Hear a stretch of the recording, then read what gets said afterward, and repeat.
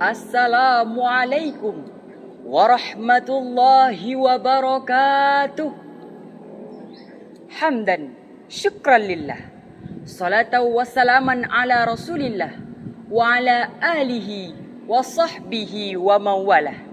Amma ba'd. Dewan Hakim, para peserta dai online yang saya muliakan, hadirin, berbicara tentang cinta. Bagaimanakah hakikat cinta yang sebenarnya? Apakah seperti cinta Yusuf dan Zulaikha? Ataupun sebanding dengan cinta Habibie kepada Ainun?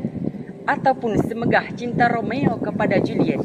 Akan tetapi hadirin, ada sebuah cinta yang sangat dahsyat dan luar biasa, melebihi cinta Adam kepada Hawa, mengalahi cinta Yusuf dan Zulaikha, bahkan tak tertandingi dengan cinta Qais kepada Laila, yaitu cinta orang tua terhadap anak-anaknya. Orang tua adalah orang yang pertama kali memberikan kasih sayang, cinta dan senyuman kepada kita. Bahkan saat kita lahir, orang tua kita senang hatinya. Namun hadirin, seiring dengan perputaran waktu yang begitu cepat, membuat mereka lupa akan jasa-jasa orang tuanya, tanpa mereka sadari bahwa berbakti kepada orang tua adalah kunci kesuksesan bagi mereka. Oleh karena itu, saya akan menyampaikan satu tausiah bertemakan berbakti kepada kedua orang tua. Hadirin, sebagaimana Allah Subhanahu wa taala berfirman dalam Al-Qur'an surah An-Nisa ayat 36, wa'budullaha wa la tusyriku bihi syai'an wa bil walidaini ihsana. Kalian menyembahlah kepada Allah dan jangan mempersekutukannya dengan sesuatu apapun, dan berbuat baiklah kepada kedua orang tua. Hadirin, dari ayat tadi Allah Subhanahu wa taala memerintahkan kita untuk menyembah kepadanya dan jangan mempersekutukannya dengan sesuatu apapun. Dari ayat tersebut pula Allah menyuruh kita untuk berbuat baik kepada kedua orang tua. Hadirin, para peserta dai online dimanapun Anda berada, berbicara tentang pengabdian. Bagaimanakah pengabdian seorang sahabat Nabi, yaitu Abu Hurairah, yang tegar dalam memelihara ajaran Islam tentang berbakti kepada kedua orang tua.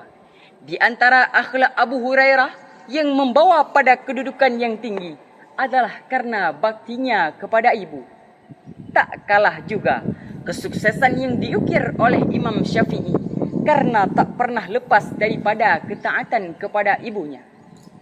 Hadirin, mengingat betapa baktinya orang-orang dahulu pada orang tuanya, lantas bagaimanakah dengan realita anak-anak kita sekarang ini yang karena kesuksesannya lupa akan orang tuanya, mencaci ibunya, memaki ibunya, bahkan durhaka kepada ibunya, tanpa mereka sadari bahwa karena ibunya lah ia menjadi anak yang sukses, anak yang berguna, anak yang luar biasa.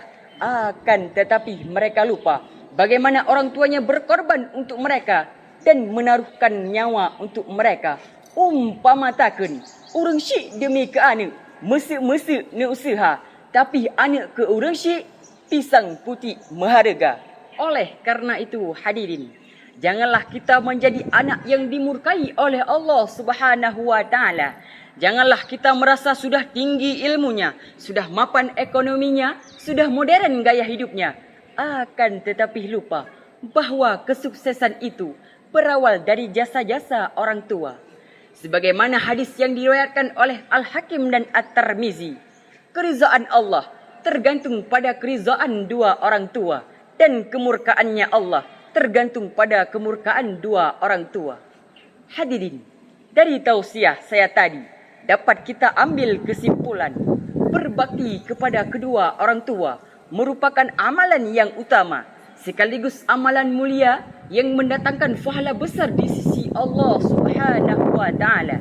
Hanya sekian yang dapat saya sampaikan. Wassalamualaikum warahmatullahi wabarakatuh.